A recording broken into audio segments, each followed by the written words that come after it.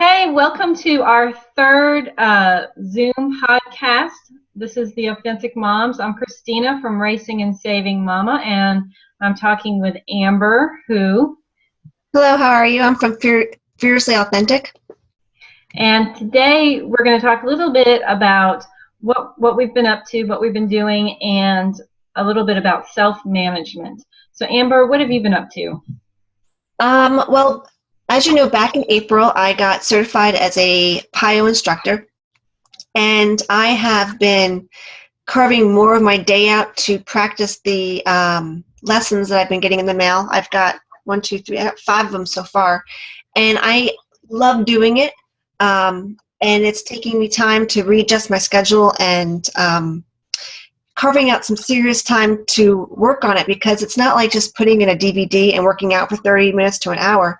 When you're practicing and learning a new routine, you have to play that same track over and again, and sometimes you have to even stop in the middle of the track and go back and look at your notes and write something down and play it over again. So you need to carve out a good, solid piece of time in your day to be able to break that down. So that's one of the things I've been working on. How about you? What have you been working on? Well, what I did last weekend, I do, almost all of my stuff for the fitness coaching online. And last weekend was our big, my little town, our 2 stoplight town, big fall festival. And so that's the one thing that I do in person consistently. This was my 3rd year. I have my little booth, and I talk to people about getting in shape, and it's a lot of fun because I meet a lot of people around my area local, and we discuss their fitness needs. And this year was kind of funny. I was 2 booths down from the funnel cakes. I didn't always win the competition on talking fitness with people in funnel cakes, but or at least I wasn't across from the cake pops like I was last year. But it's a good time. It's a good time, and I like to actually force myself to get out there and meet people face to face and Right. interact. My daughter helped me this year, which was she actually sold a couple of things for me, so I had to give her the money. She could go to the store and buy a generation doll.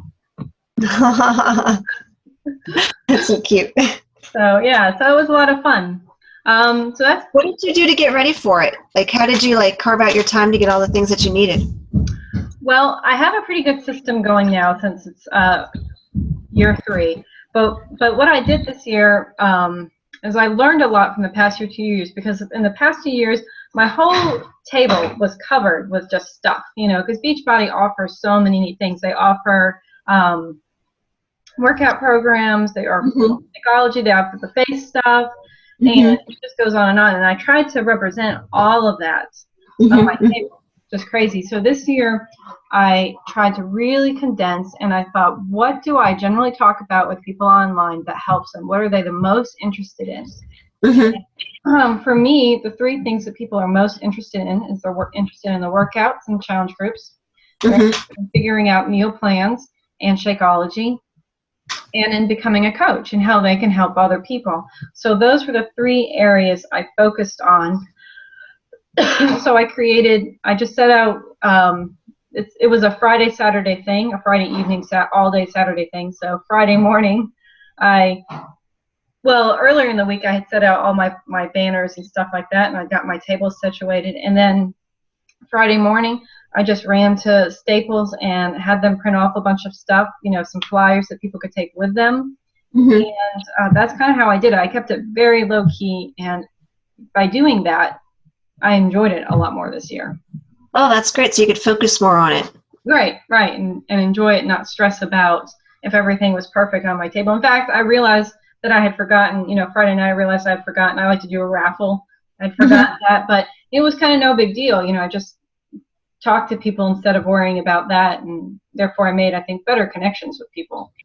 I bet that was great for them, because then they could actually physically see the things and see the products, because sometimes when it's just online, it's kind of hard to put it into reality. Yeah, I took my 21-day system. I took my containers and the meal plan book and things like that, and the workouts, and I had a little laptop playing the workouts, so people could see exactly what they were getting, and it wasn't just this mystical thing online that supposedly helps, but they don't really know how. Did you get any comments about the containers?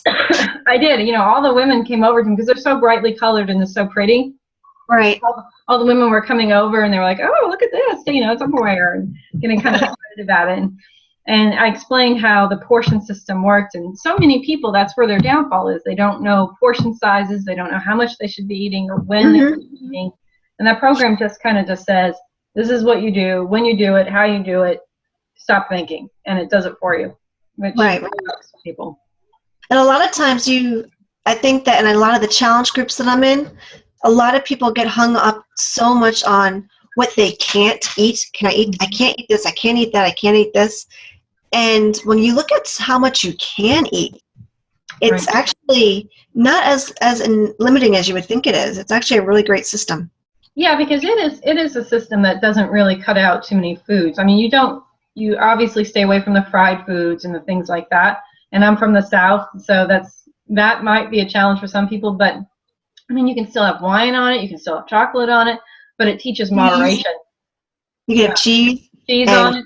You can have carbs. Yeah. Mm-hmm. But you do it in a sensible amount. Yeah, that's really great. That's great. So did you have to do a whole bunch of stuff to get ready for it during the week? Like, was it any more than your usual scheduling? No, I'm pretty, I regulate, I come from a long line of Germans. So self-regulating and getting things organized is a strong suit for me. I'm not a person who really likes to wait till the last minute. I like to be 10 minutes early for any event that I go to. Mm-hmm. So after the first year, I kind of bundled a lot of my supplies together. Right. So I can just walk to my closet, grab the bundle, and go. And it really didn't affect my day-to-day job. And I think you and I are both pretty good at regulating our time as a coach, because I know you and I have both heard, well, I'm so busy. How could I possibly, I want to help people, I want to influence people, but how can I add that to my schedule? Right. Why don't we talk about how you go about scheduling out your day and managing your time? Okay, sure. I remember way back, even before I was a coach, and I've been approached by other opportunities similar to coaching, and everyone's saying, just you go out there and you share. You don't do anything extra in your day. It's no big deal. You just, you're already doing it anyway. You just add it in there. And you know what? They're blatantly lying to you. That's not true. Because you do need to schedule it in your day. You do need to make time for it. And if it's just something you're doing for a discount, then yes, you don't need to do anything. But if this is something that you really want to get something from, and you see whether it be a financial benefit, whether it be something that you see as a personal development, like you were saying how you had to step out of your comfort zone and actually put yourself out there, whatever it is, if you want to get something out of value out of this, and not just a discount, you need to invest something. And a lot of that thing is time. And it's one of those things where it's a trial and error. It's where I can remember, and this is back even before I became a coach. This is back when my second son was born. He's 8 years old. This is back when I would go online. I talked to my mom. I talked to my mother-in-law. I talked to my friends. What do you do? Like, break it down minute by minute. What do you do? What are the things that I need to do? I've never been a stay-at-home mom. Like, okay, how many times do I change bed sheets? How many times should I clean the bathroom? All those little stupid things that, like, right now, as a mom of plus over 11 years now, that I take for granted, you have no clue back then. And I mean, they don't teach you that in college. They don't even teach you that in high school. So you go online and you search, and no one else's schedule is going to work the same as your schedule is. Right. And yes, and you do, in order to add something to it, something's going to have to go. And you can't have it all. You just have to make priorities. So what I did was, and I have my own schedule. I know some people, whether they work full-time or not, they do all their cleaning on one day, or they do all their laundry on all day. For me, with 4 kids, 4 boys who are active, that didn't work for me. I know that to keep on top of laundry, I got to do a load every day. I know that to keep my house at a reasonable pace, I can't clean all in one day. I need to do a little bit every day. And then I looked at my coaching, and I looked at the things that other coaches, other successful coaches, including headquarters, that said that we need to do in order to be successful. I looked at these things and I said, these are things I can do every single day. These are things that I can do with my toddler climbing all over me. These are things that I have to do when he's napping. And these are things I can do late at night when my husband's sitting next to me or we're watching TV. And you have to prioritize, you have to be reality, and you have to do a little bit of trial and error. Because some things work and like I said, some things work for you and some things don't work for other people. So what I realized, one thing I had to give up was I just couldn't sit down when I first woke up in the morning after the kids went to school and just troll around on Facebook. I had to make my time on Facebook purposeful. I couldn't just go out and go for walks or randomly. I stopped going to the gym because where I used to live, it took me 20 minutes to drive to the gym. I'd spend 2 hours there, 20 minutes come back. That is 3 hours. And yeah, I got to work out in the shower, but that was 3 hours of my day, every single day. I had to cut that out. I still work out and I still shower, but I don't need 3 hours to do it all. Thank goodness. Whew. I know, really. But so you have to really fudge with it. So basically, after I first of all, I make myself get up in the morning. I know if I get up past 5:30 in the morning and I don't press play by 5:30, I'm a grump, and there's a good chance my workout won't be done. And those are priorities to me because I know I'm a better mom if I get it in. I might ruin it with like a slice of pizza or something, but at least I had my blood flowing and I got that done. I also know that after my sons go off to school, first of all, before they leave, I know I need to sit down with them and have breakfast because if I don't, it'll be 10 o'clock and I would never eaten yet. So I make myself eat with them. I know that when I get them off for school, even though the 4 of them are screaming and crazy, I make myself get my jobs done, my household, like cleaning the bathrooms, whatever it is. I get that done, and I keep my phone, I keep my tablet, I keep everything away from me because when it dings and goes off, it distracts me, and I want to see who's messaging me. So I keep that far away from me, and I get it done. So it takes a lot of willpower, but once you get used to it, it's not that bad. Then I make myself sit down, and I make myself do my personal development. That's at 10 o'clock. I put Sesame Street on for Kai. That seems to be the only show that he likes, and it's an hour long. And I get my book out. Right now I'm reading The Slight Edge, which is kind of going in a lot of this right now. It's just those little things, just putting my phone out of sight, out of mind. Those little things of just doing the same thing every day.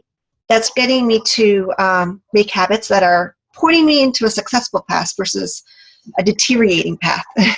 Right. And then like today, when we made our appointment to schedule together, I had all the stuff I needed to get done. So that when I get off this call, I can go read books and do puzzles and play Play-Doh with my 5-year-old until my other sons come home. And I can do that without any qualms. And I always tell my sons this. If you put the time in now, if you're working now, you just get the job done. Just get it done to the best of your ability. Don't cut corners. Just get it done. You will be able to reap the rewards and have that time off afterwards without having to think about it. It's done. It's gone. You did your best. It's over with. Next day will come and maybe I have more jobs to do next week. I'm going to have to clean the bathrooms all over again next week. But when I get all these jobs done on during the week, on Friday, which is today, I don't have any rooms to clean. I've caught up on my laundry. I have actually empty baskets, which is amazing. And I can spend time with my kids and not have to worry about that stuff. I can just focus and just hang out, which is why we're doing this. When they say be your own CEO and call your own hours, they don't mean work 24/7 and answer your call every time someone messages you. It means getting it done, not by someone else's time, but by your time. Right. Yeah, I agree with all of that. I'm like you. I get up. I don't get up quite as early. I get up at 5:30, and I get my workout in then, so that by 6:50 I know I'm hitting the showers. So by 7:10 I can have my kids up and getting ready for school. So I kind of have that deadline for me is 6:50. I have to be done with my working out and everything. And it took me a while, I'll admit, to get my system going, because when I became a coach over 2.5 years ago, it was exciting, it was fun, and I had people to talk to that actually could respond back to me in adult speak, instead of father. And it was so much fun. I could tell I was making a difference in people's lives. So I was connected to my phone 24/7. My husband started complaining, that we'd be sitting on the couch and I would be focused on my laptop or my phone or whatever, and not on him. And I kind of just rolled my eyes at him a little bit, but then sort of on my own, I looked at him and I noticed, he works a full-time job and he gets paid, but he doesn't work the weekends. He has those 2 days off. So why, as the CEO of my own company, do I force myself to always be on and never give my time off? And I think coming to that realization started the catalyst of forming my own business hours and remembering why I was doing this. My why was so that I could be there with my family. My why so I could help support my family. But if I'm ignoring them to do this business, that's kind of pointless, really. So I started setting my business hours. I started saying the weekends are family time. Of course, if a challenge or somebody comes to me and they have a quick question, or if somebody wants to join a challenge group, I'll answer that. But I answer it and then I'm off again. It's not something I don't get sucked back into it.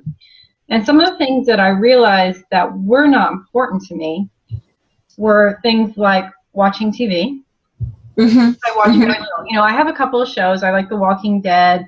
I like, there's a couple of HBO shows that I like. And so I will give myself an hour to watch those, maybe. But other than that, I don't tend to watch TV. So while the rest of my family is sucked into the TV, I can get a little work done without feeling guilty. My son's in school, but my daughter's only in preschool 3 mornings a week. So generally my schedule goes something like, I get up, I get my workout in, I get my shower, and then as I'm getting my kids up and ready to go, for my breakfast I have Goldology, so I can just kind of make it and carry around the container as I'm drinking it and shaking it and making it progress.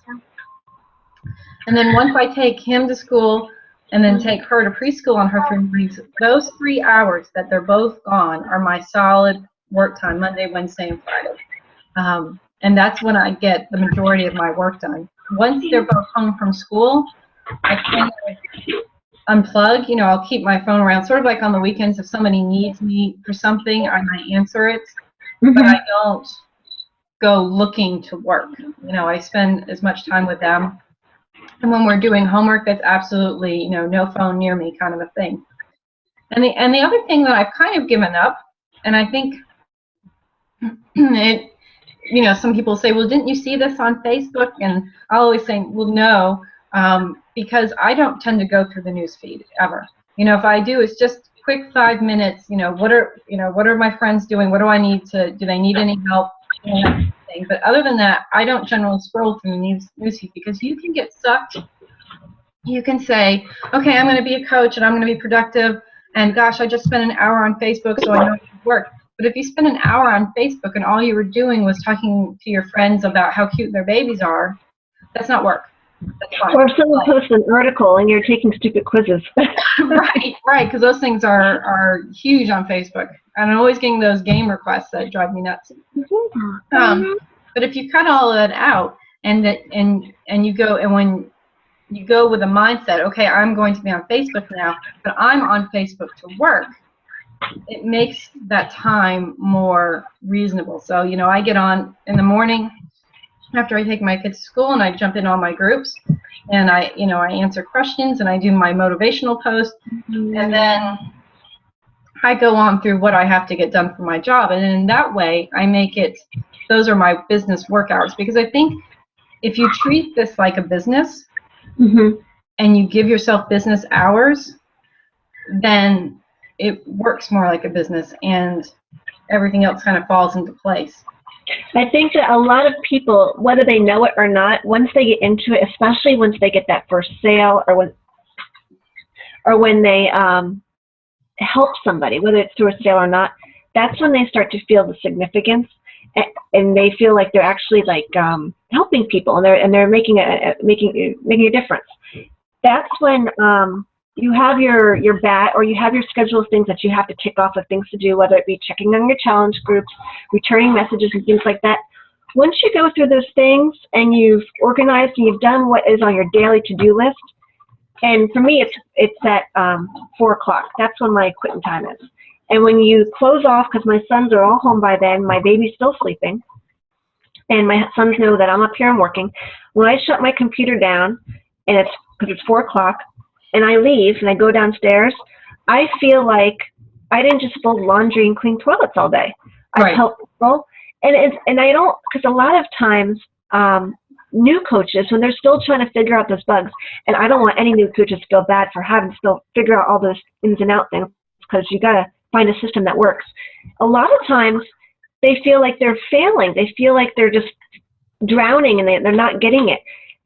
But once you force yourself, you have that list in front of you, and you just tick it off. 1, 2, 3. Get all those little boxes checked. You get them all done.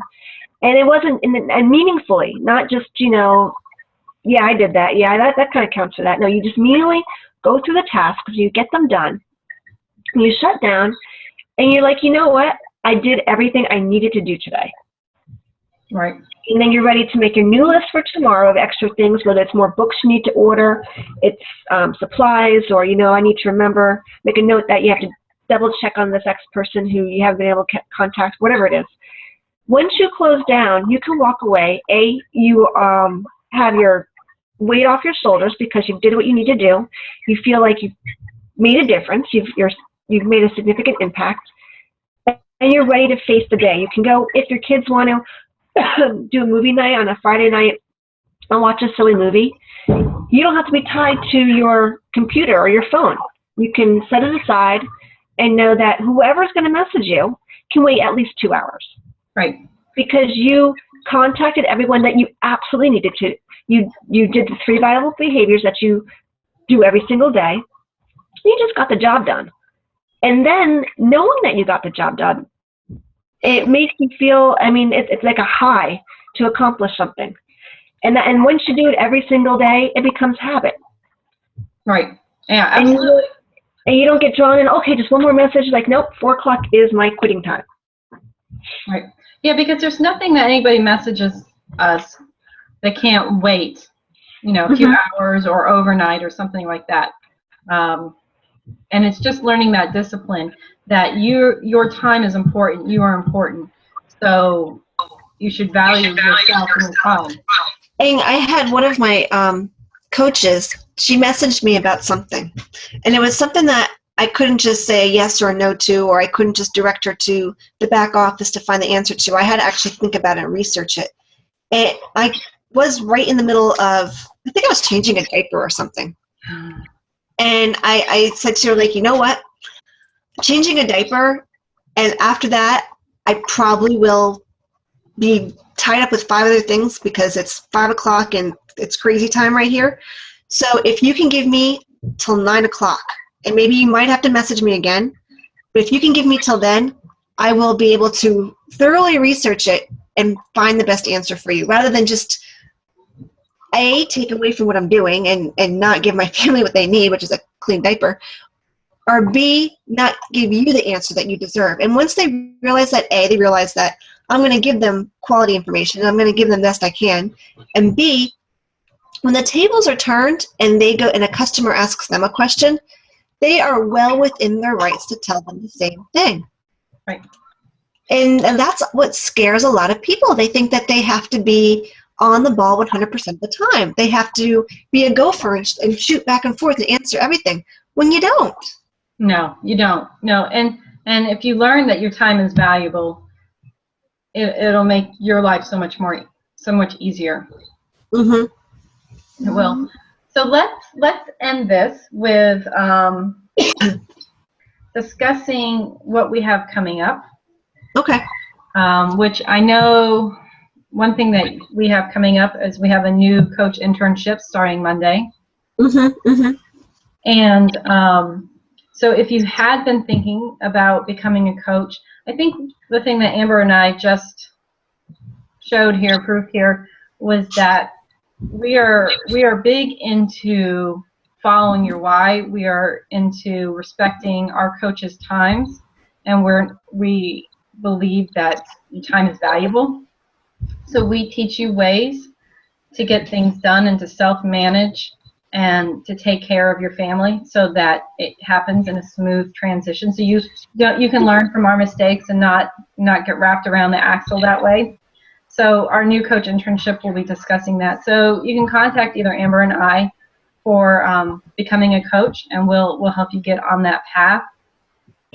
And also our Femme Fatale Challenge group has been going great. We're a week in. Mm-hmm. There's still time to join. So if you are thinking about getting in shape so that you can not have to make a New Year's resolution, by all means contact Amber or myself, and we will be happy to help you get the fitness plan and nutrition plan that is right for you.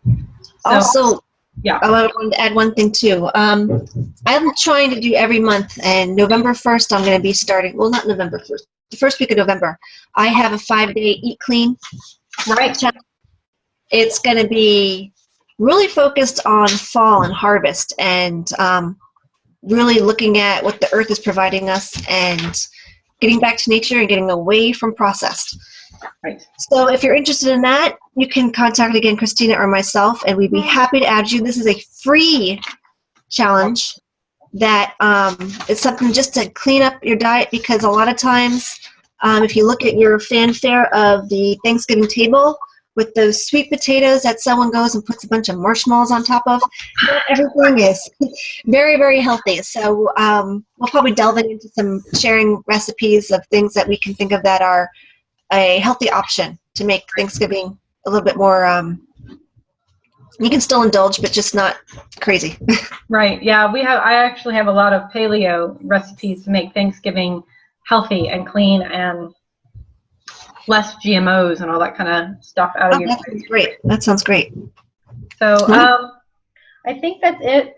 You can find me on my blog, racingandsavingmama.com, or on Facebook at facebook.com/racingandsavingmama. And you can find Amber at Fiercely Authentic and Facebook. Okay. And if you have any questions, if you just want to chat with us, if you have a question you would like for us to answer for our next podcast, let us know, and we will be happy to do so. Otherwise, thanks. Have a good weekend. Bye.